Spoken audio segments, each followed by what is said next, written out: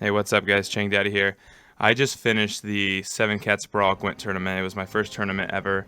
Um, it was super fun. Um, I've never done anything like this. I played about 10 games total, I think. Lost my first game, went into the loser's bracket. Then I ended up winning 8 in a row.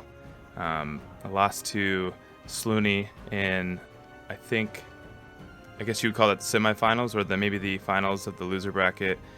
So one game away from fourth place, or one game away from third place.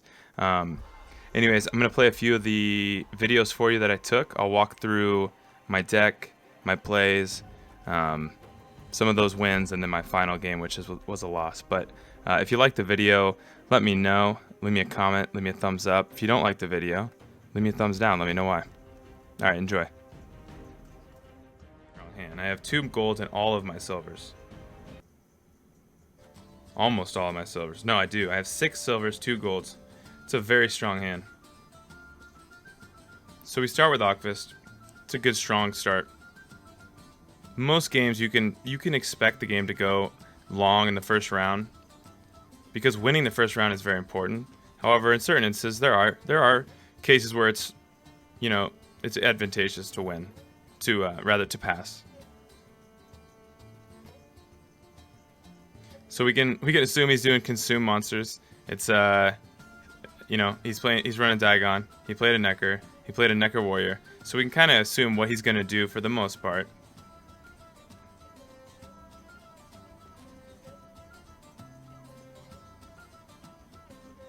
I found it interesting. This guy is number 13 on the ladder. Definitely the highest ladder position I've ever played against.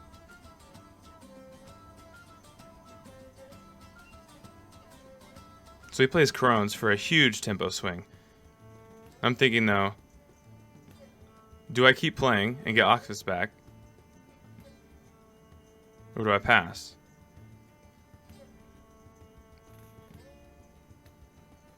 Unfortunately, my whale did not hit any cards that first time. But in about 2 more rounds, we'll get value out of Lugos and the whale.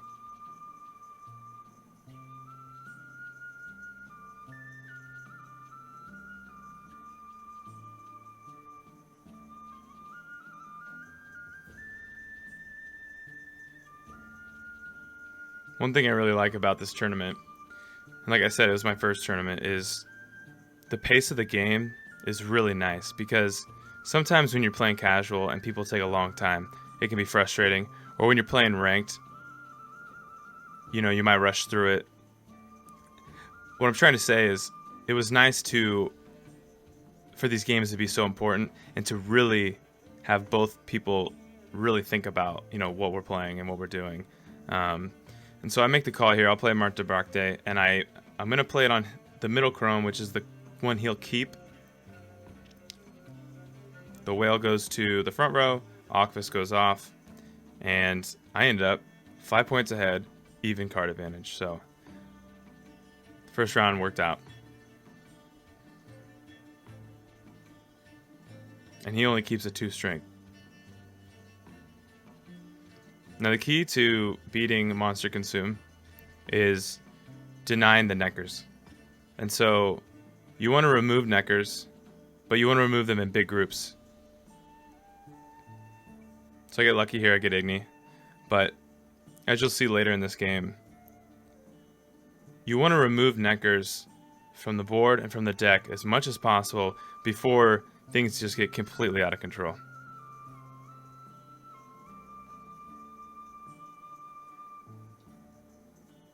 Luckily, we had 2 spies.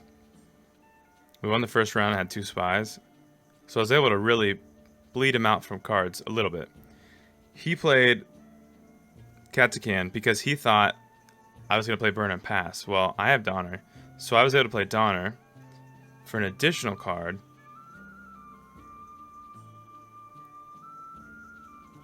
He's smart here. He plays Avalok, which means he's going to still keep that Katakan. I draw Hallmar, so very lucky.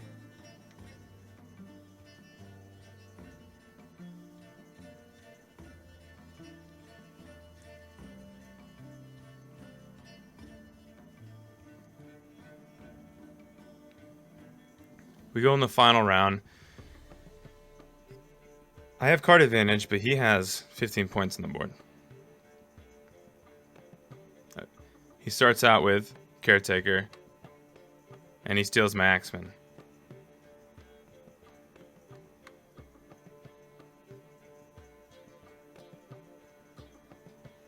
Again, we play Yennefer first. We want to get the most value possible. And so here's where you got to start thinking about Neckers. I don't have an Axeman on the board yet to benefit from any damage on the other side. However, removing Neckers is so important, especially before they get buffed.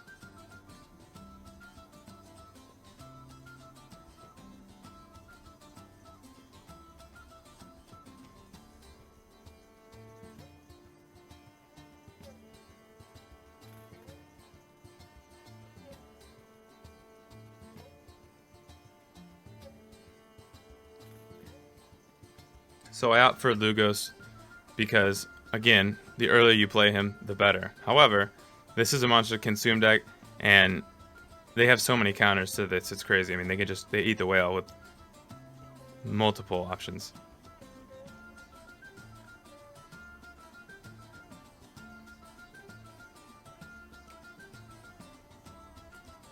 So he eats my whale, and the Neckers get buffed.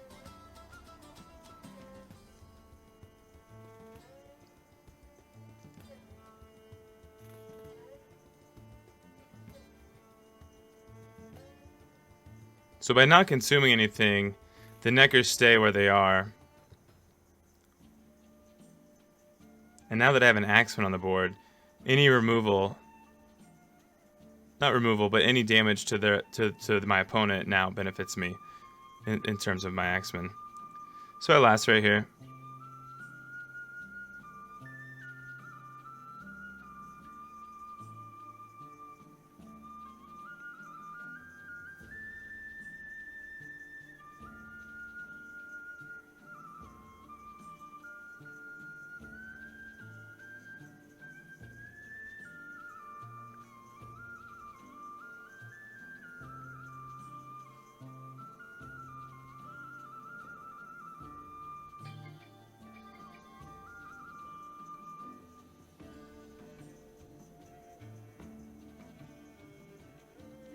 So what he's trying to do is basically he's keeping Yin preoccupied with at least one strong card, which is smart. Normally I would wait for a bigger board to use Herald. However, this was a unique opportunity to get rid of Neckers. So now, I believe most, if not all, of the Neckers are out of his deck on the board. So now at least I can deal with him there. However, he did make more.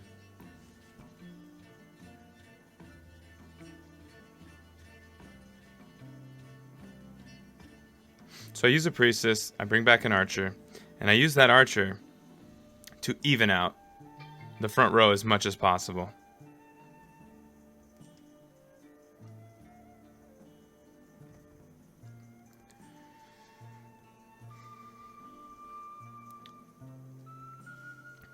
I thought about playing Gigny here, however, I still have an Archer too, so why not try to get even more value out of those? So right now, instead of 3 5s, I have 4 4s.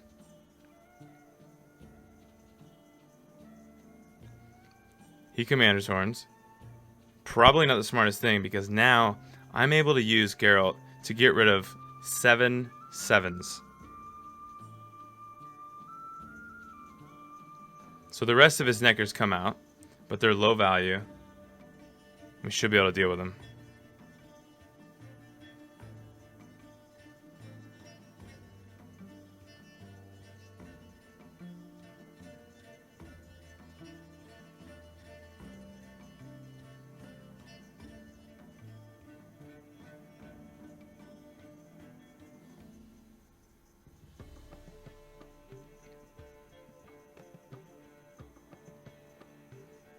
Again, he's trying to defend against Yennefer, which is smart. And since he consumes, all his Neckers get buffed.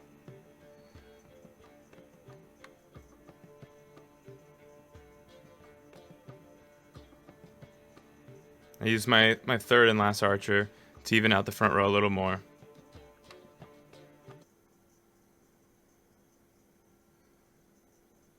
Now, instead of playing Fog here, which I thought he would, he opted for a rally. I thought that was very interesting. I play Arteqq.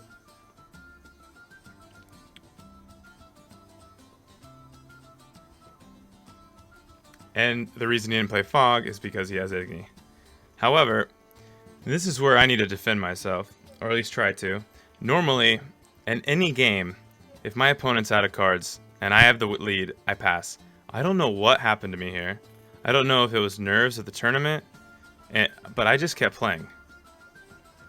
2 cards, and I feel really bad about that because I don't normally play that way, and he forfeited. But the Weakness Soul, if you're watching this or you ever see this, I'm sorry. Just my preferred deck. When this match started, I saw that he was playing Aridin, and I was surprised that he was not playing Dagon. He also starts with Wild Hunt Riders. So this is the first time I saw a deck like this in the tournament. A standard monster deck. And at this point, he could still be playing Weather. But again, if he was playing Weather, you would think he'd be playing with Dagon. Now I hesitated here because he has 9 strength. I play Arteqq for 6. What if he passes? If he passes, I have to play another card in order to win it, and I don't get advantage of Arteqq at all. Or at least I don't get Arteqq's ability to trigger. So he plays Fog, and I realize, oh shit, okay, I'm playing Weather. So let's throw Burna. Hope we get a good draw. We do. We keep Geralt Igni. And then I ended up passing and foregoing Arteqq. However, knowing later if I draw Sigdrifa or Restore, I can replay Arteqq. And by doing this, he keeps a Foglet. Therefore, he keeps nothing going into round 2. So essentially, you're denying, anytime their last card's a Foglet, you're denying the monster's passive ability.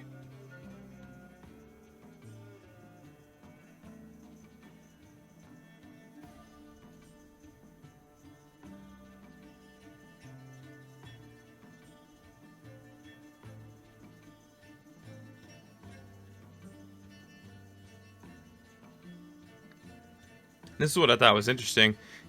Rather than passing, he had that much of a lead. I don't know if he thought I was going to continue playing or what, but he played a Water Hag, you know, which makes Arteqq 1 strength, and I'm assuming he was getting ready to remove Arteqq. Well, I wasn't planning on playing anyways, and so this is actually really nice because now I'm going into round 2 with a 2-card advantage.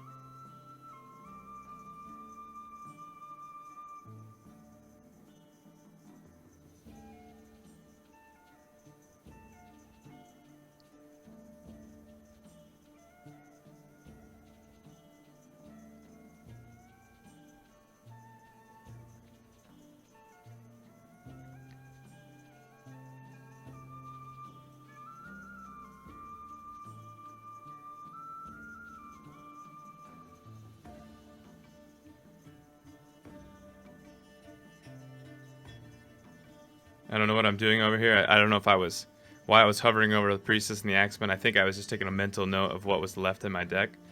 But he plays Yen Con. That's a very strong play. Because now I have to win this round. He can pass whenever he wants, and I'm going to be fighting against her this entire round. But it's also a strong play because if he's planning on bleeding me out, which he very well might be, due to the monster passive, he knows this is going to be a long round. So I play Hallmar.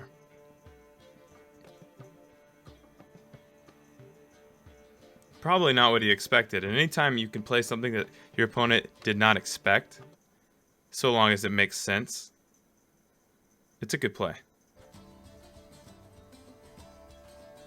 So now his Yen has no target, at least for now, and I have the lead by 1 point.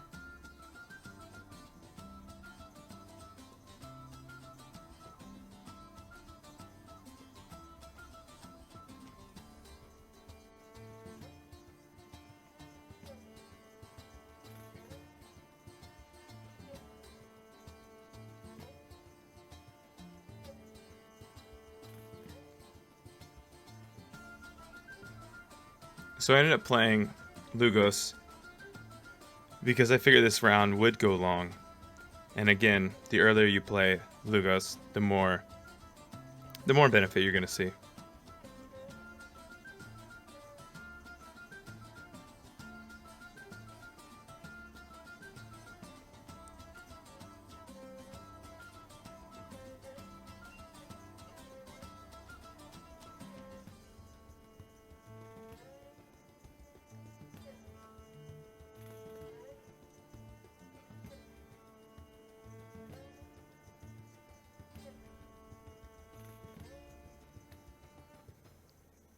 So he plays Spirit Tip.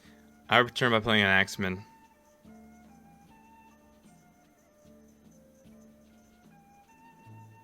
And then he Commander Storms. So now I've got some work to do.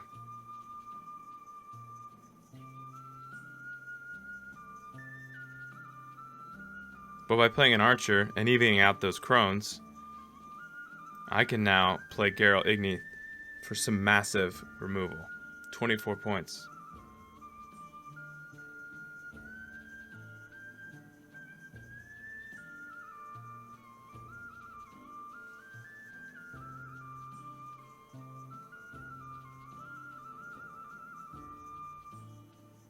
I believe that card is Lord of Unvik.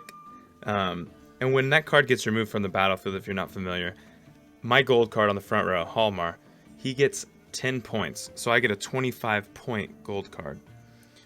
I ended up playing my Geralt Igni. He loses 24 points on the back row. I take the lead. At this point, he's probably thinking about passing. I'd like to be able to remove Lord of Unvik and get full benefit out of Hallmar, but even if you don't, I mean, he's a 15 strength gold card. If you count the card that he spawns, Lord of Unvik, on the other side, he's a 10 strength gold card, which is still very strong. Somehow I jumped into my graveyard to see what I had, and somehow my deck tracker stuck to my mouse. So he continues to bleed me out on this round by playing Eredin, which is smart because if this is his last card, which is what I'm thinking at the time, he goes into round 3 with 11. And so I'm thinking, okay, well, my priority needs to be A, winning the round, obviously, but B, and almost just as important, I need to injure Eredin.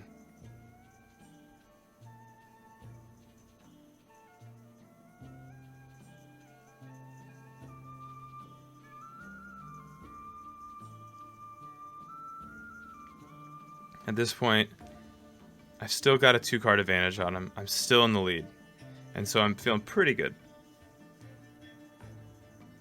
And then that happens. So now, I lost my Axeman. But it gives me an opportunity to rally, which I've been waiting for. And so I'm able to replay my Axeman from the graveyard.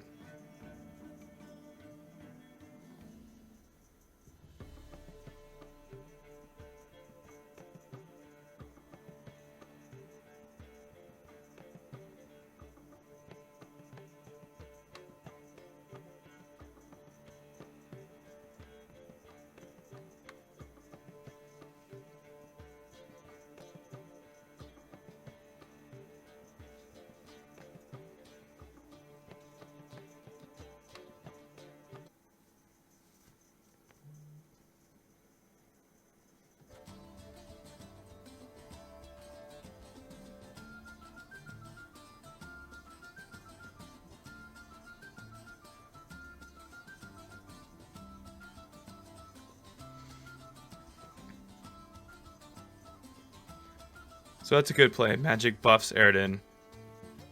So now he's taking, if we passed now, which I can't because I have to win the round, but if we did pass now, if the round ended now, he would take 13 strength into round 3, which is very strong. And so at this point, I'm actually more concerned about Eredin, a buffed Eredin going into the 3rd round than I am about winning this round.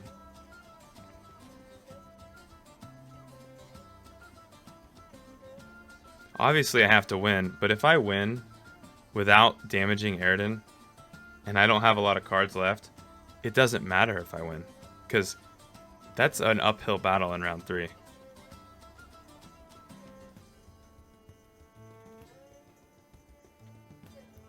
So I do a little bit of damage here to Aridin, a little bit more to Lord Unvik.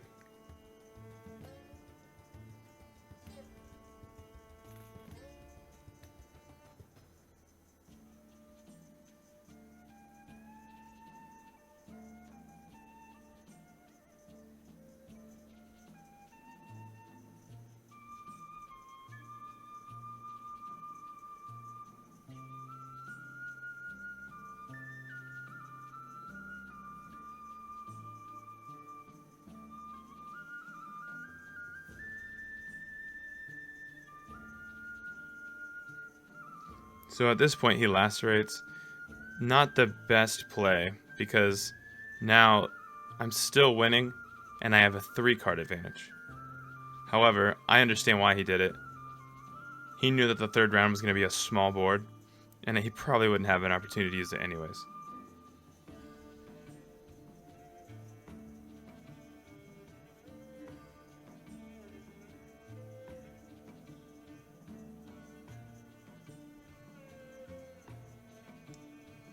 So I'm thinking to myself,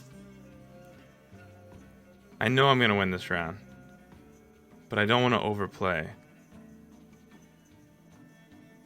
So I take advantage of having a big board, and I play Trimmers.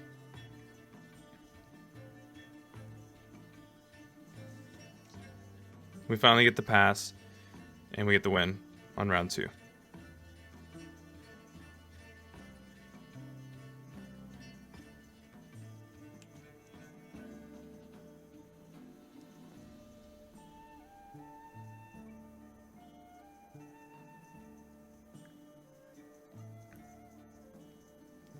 So round 3 starts. We still have a 2-card advantage, which is huge. He has Aridin, but if you look, we have an Axeman in our deck. We start by bringing the Axeman from the graveyard back into the game, just in case he has Caretaker. He doesn't. We know he's not playing Weather, and even if he does, we would have the Strength. And we actually end up playing 3 Axemen in the final round. And he's left over with Biting Frost, which does nothing.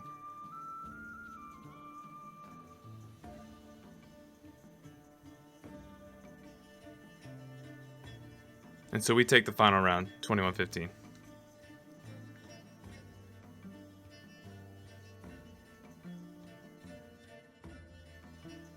As usual, we ignore a faction ability. We'll let the coin toss decide. And we're sitting with a pretty good hand. We've got 3 golds, 2 silvers, all of our mercenaries, and a smuggler. So as all good players, he starts out with a very strong card. 11 points.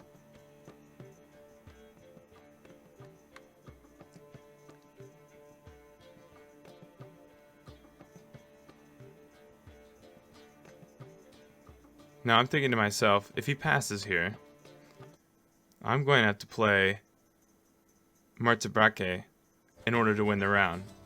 Luckily, I have that option. If I didn't have that card, I would have to play 2 cards to win the round.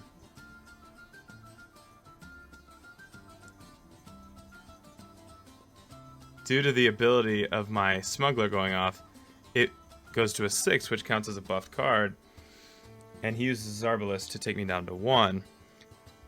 However, I get a pretty good thinning effect here, and I pull a healer, and our healer takes our smuggler back to 4, and it's no longer in danger of being removed by another Arbalist.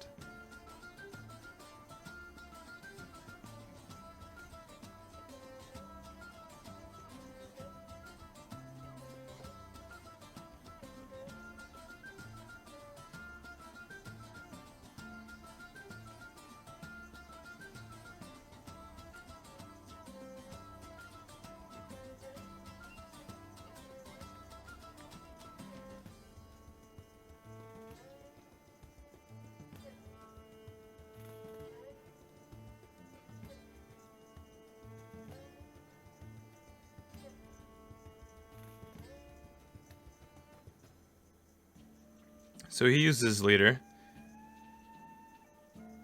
I get a sea cleaner alert in the middle of the game, and he lacerates. However, we pull Commander's Horn, which again saves our smuggler. However, we don't have a defender out yet, and so although we are winning, we're not taking any of this strength to round 2 with us, which is the entire point of this deck. Or at least it's this deck's, strongest ability.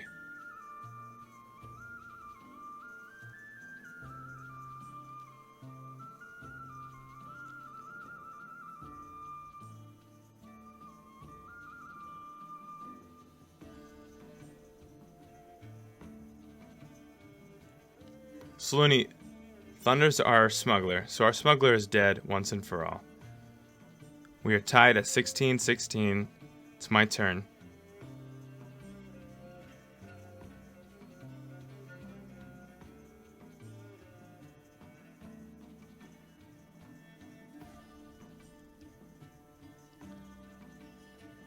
I opt to continue to thin my deck and rally and hope we get at least one defender. We don't, which is okay. And instead of buffing one of my 8 strength mercs, I buff my 7. Which, in retrospect, probably not the best idea, because now, if he has Igni, we're going to lose 16 points. He doesn't.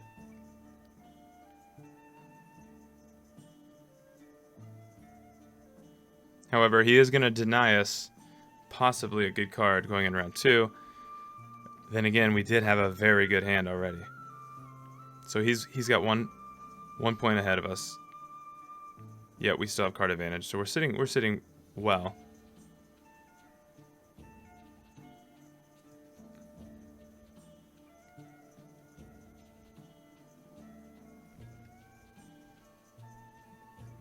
It's too late in the round to play Yennefer.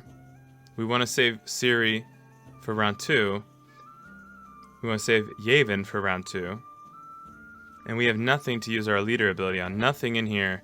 None of those mercenaries can be replayed, because they're relentless. And that last card, the 4, which name escapes me, I could replay for an additional 3 strength, but probably not my strongest option when it comes to using my leader ability. So I opt for Thunder, which removes 7 strength from his 11 knight and gives us the lead again.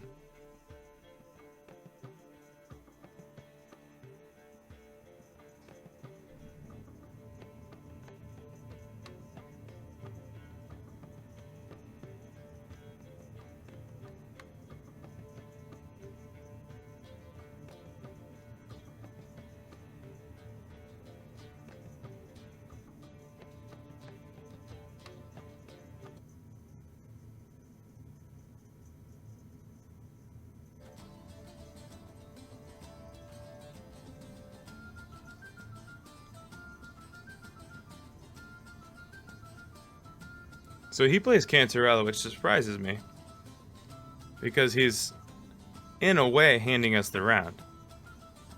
However, at this point I'm thinking, okay, if I pass now, could he win the round in 1 card? If the answer is yes, I have to keep playing.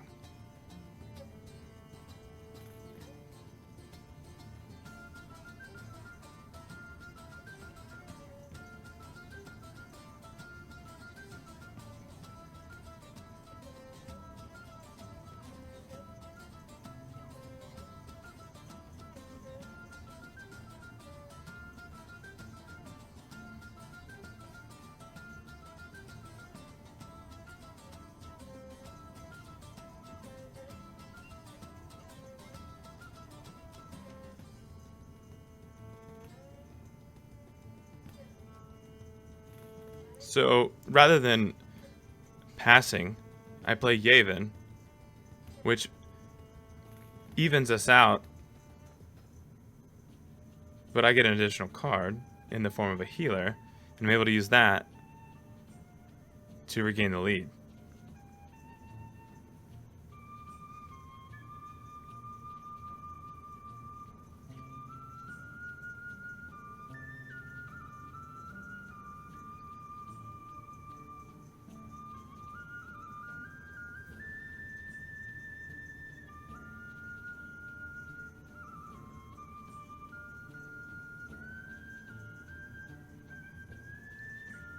So he raw tosses our front row, which at first glance you're thinking, okay, he removes a 2, why would you do that? So I'm thinking to myself, okay, he has another Arbalest or something, a way to remove that 2 and get a 7 out of us. So I play Arteqq and deal with the cow that way.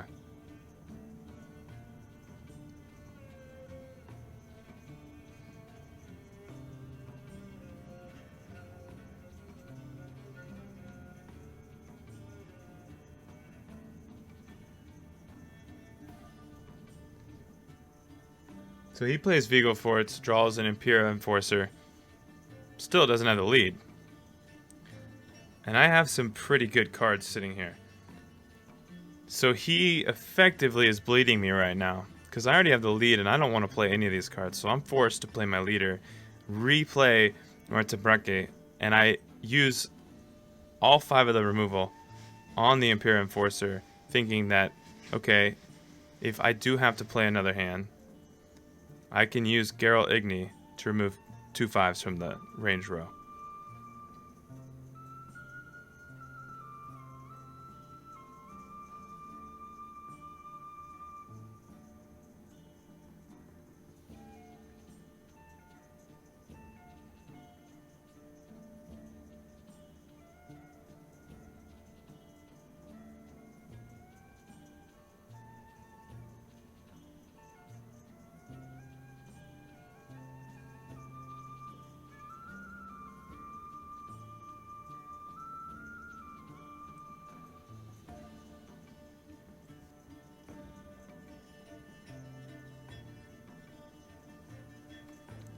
So he plays Witchers, which surprises me. I did not expect that this late in the round. Normally that is a first or second or even third turn play.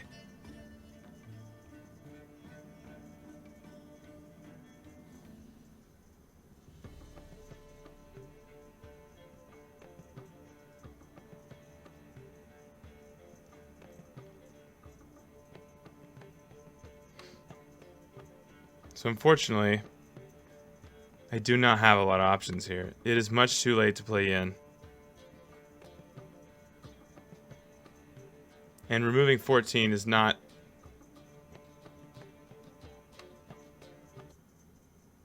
I stand corrected. I was going to say it's not enough, but it is. So I play Geralt, I remove Yavin. Unfortunately, by playing Geralt to remove Yavin, it's kind of a net neutral play because I'm the one that gave him Yavin. So that's not an ideal play ever.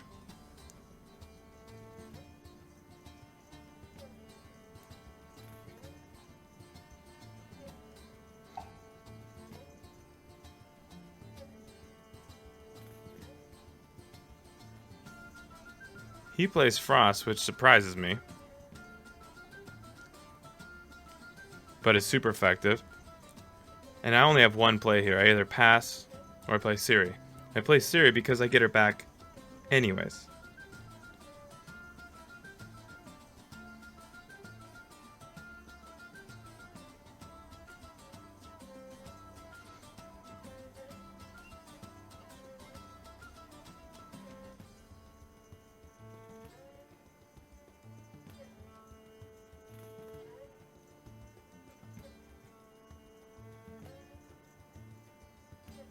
So I play Ciri. He passes because he still has the lead. And I have a decision to make. Do I play Yin for her strength alone and take the round? Or do I pass? In retrospect, should I have passed? I'm not sure. Because generally speaking,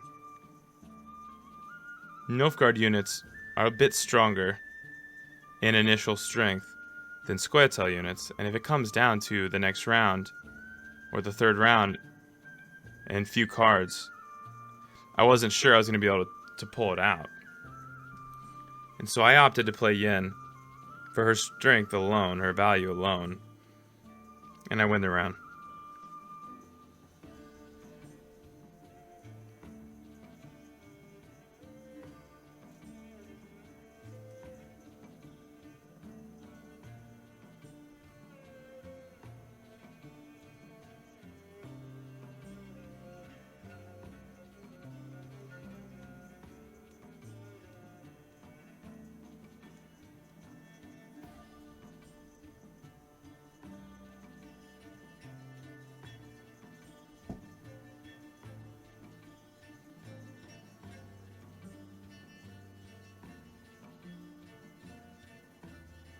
So I thought that was interesting that he played Kahir,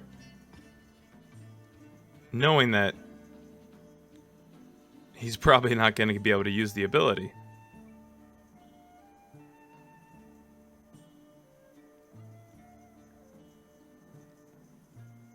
So at this point I'm thinking, okay, I have a defender, a rally, which will equal a defender, and a healer. That's a lot of points. So I was feeling pretty good about this game. However, he goes and plays Rot Tosser on my front row, which is empty, but he's smart, and he knows that my deck is built on the front row. Most of my cards are played on the front row. And so I'm thinking to myself, how can I play around this? If I play a defender, it's gone. If I play a healer, I waste it and it's gone.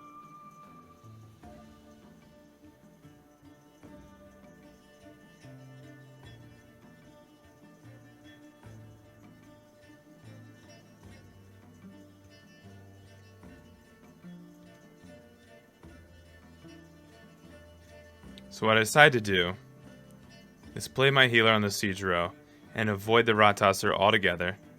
But he does this, which completely surprises me. He has another Rot Tosser. So now, he has a total of 8 strength, and my maximum strength possible is 8.